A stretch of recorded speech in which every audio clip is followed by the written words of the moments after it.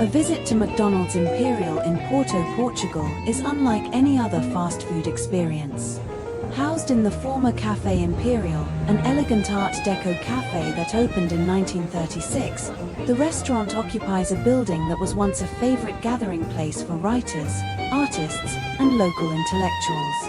Although the cafe closed in the early 1990s, the building was thoughtfully restored rather than demolished when it was transformed into a McDonald's in 1995. Stepping inside, it is easy to understand why it is often described as the world's most beautiful McDonald's. The grand crystal chandeliers, ornate ceilings, stunning Art Deco stained glass panels, and the iconic bronze eagle above the entrance have all been carefully preserved, blending the grandeur of Porto's architectural heritage with the familiarity of a global fast food chain. While the conversion was initially controversial, many now regard it as a successful example of adaptive reuse that saved an important historic landmark.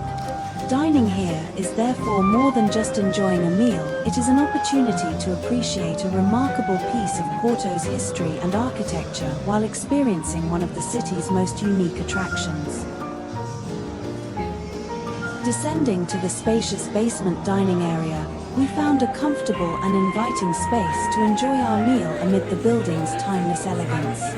The expansive seating area provided a relaxed atmosphere, allowing us to appreciate the beautifully preserved surroundings without feeling crowded. Dining in such a magnificent classical building was a memorable experience in itself, as every glance revealed another architectural detail that reflected the grandeur of the former Café Imperial.